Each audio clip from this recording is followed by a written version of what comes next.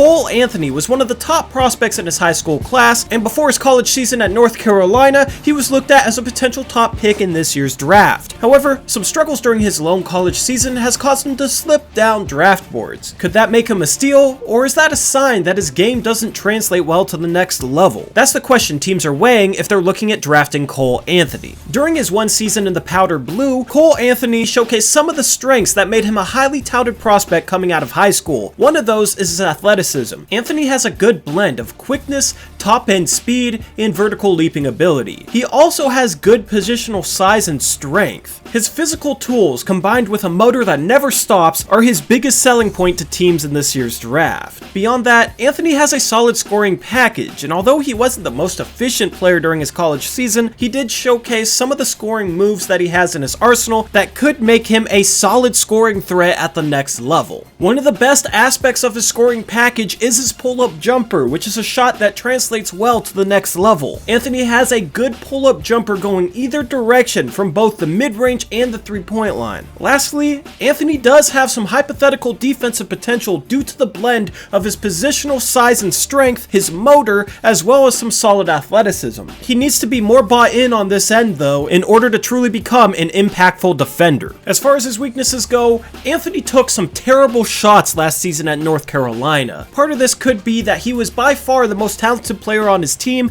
and felt the need to make things happen offensively, but he can't have the same shot selection at the next level if he wants to get minutes in the NBA. Now, his shot selection was the main reason he struggled with efficiency, but his lack of it made it hard to project how efficient of a scorer he'll become at the next level. Anthony also showed his playmaking deficiencies in college. He's a score-first point guard, and although you could blame his passing deficiencies due to the lack of talent around him, I'm seriously concerned about his ability to truly play the point guard spot in the NBA given his lack of playmaking ability. Anthony also struggled to finish around the rim in college, and this is something that's going to get even more difficult for him going up against NBA shot blockers at the next level. And although some say he has defensive upside, he doesn't have much defensive versatility. Due to his lack of length, he'll be a guy that can only guard point guards and some shooting guards. And lastly, Anthony has a history of nagging injuries, and his playstyle does him no favors. He plays all out and a bit reckless at times, and this has caused some of his injury issues in the past. This also has me concerned for his future, as he could easily be an injury-prone player. So Cole Anthony, Eric, what are your thoughts on him? Well, he's a scoring point guard. Yeah. Yes, passing and playmaking leave a little bit to be desired.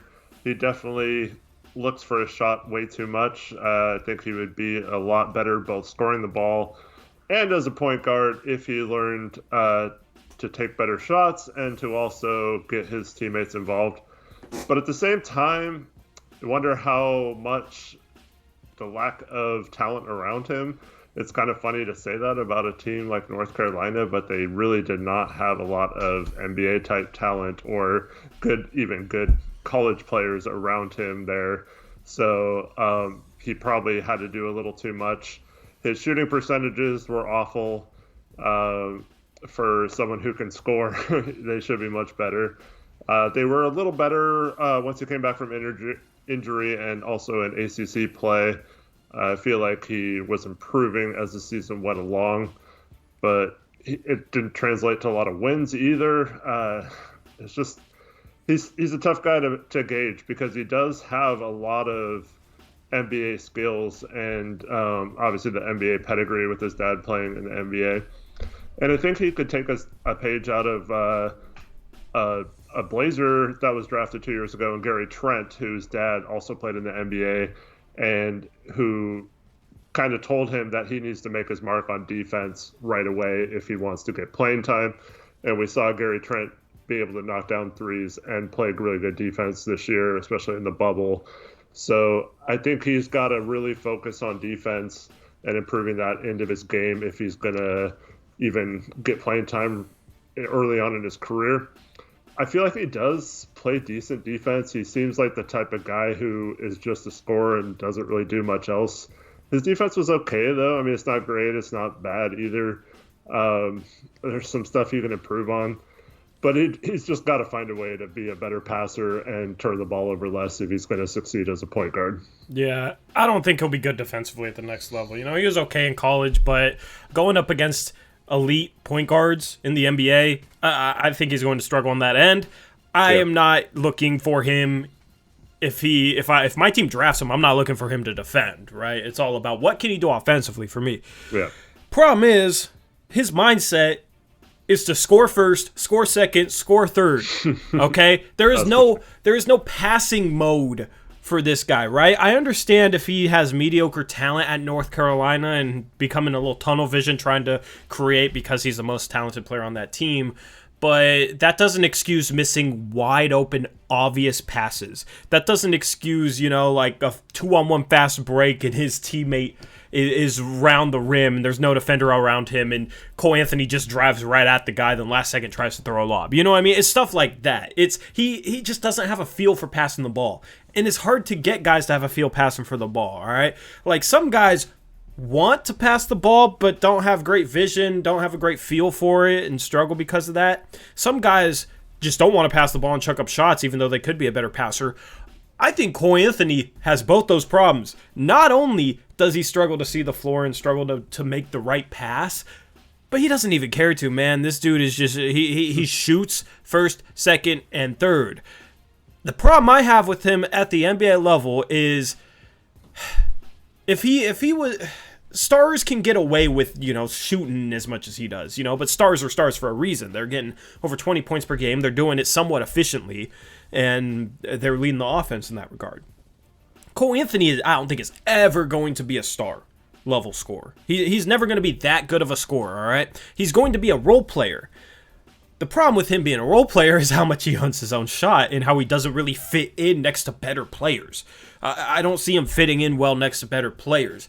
The most optimal role for him would be like a sixth man scoring guard, but I still have questions about that because he wasn't efficient last year at North Carolina. He forces some bad shots. Like, I don't know, man. He was highly ranked in high school and has a father who played in the NBA. I feel like that might help his draft stock. I feel like this is a guy who could slide on draft day. We can talk about that in a bit, but like he has decent burst, but not like elite quickness. He has decent ball handling ability, a tight handle, but he's not like going to be shaking guys with his dribble. He's more of a tight ball handler who relies on his quickness, which I wouldn't say is elite at the NBA level. He's a small guard. Like, he shoots a bunch of bad shots. I don't expect him to be all that efficient in the NBA. So you got an inefficient scorer who doesn't pass. I don't think will be a good defender.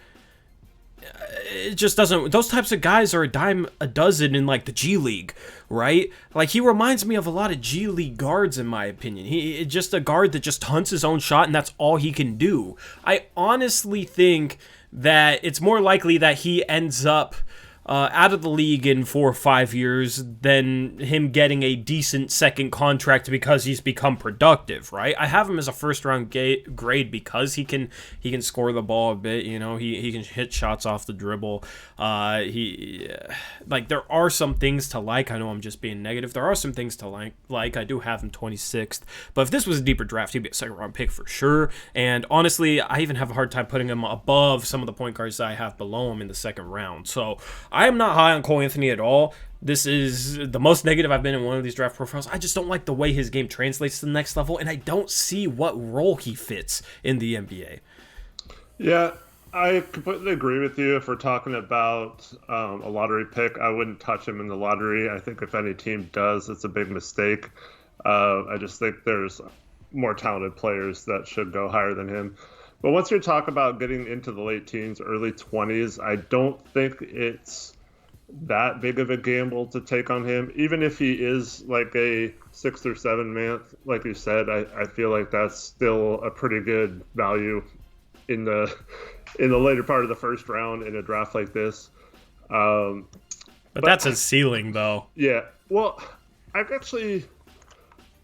he's one of those guys where, to me, like watching him create shots, he seems like he's better at it than what would indicate when you look at his like stats and analytics and stuff like that. So I feel like he does get to his mid-range game really well. He creates separation. He's got a nice sidestep, step back.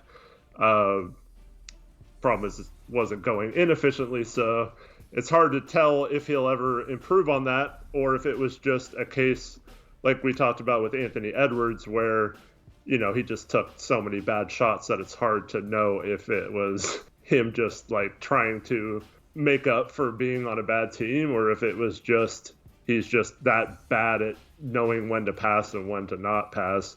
I don't like his passing instincts, like you mentioned. Yeah. And that's something that's really going to hurt him. But I like the way he gets his shots. I just don't like the fact that they don't go in, if that makes sense. Yeah, he would be better off if he was 6'5" and could play the shooting guard. But he's so small that he's going to have to be able to run the offense. He's going to have to be able to play some point because he's severely undersized for a two guard. He's 6'2", so he 6'2", 6'3", I don't remember. 6'3", yeah. But still, you know, most teams don't want their shooting guard to be 6'3". I actually feel like Cole Anthony's athleticism is being a little undervalued. I mean, he's kind of sneaky athletic, so I do think he does have a little bit better potential defensively and creating his own shot than you do. I wouldn't say it's like elite or anything, but he does have really good vertical. Like I said, he's got good ways to create and make up for his lack of size. You don't know with these guys like how hard they're willing to work. I mean, he's having a father who played in the NBA. He probably led a fairly good lifestyle.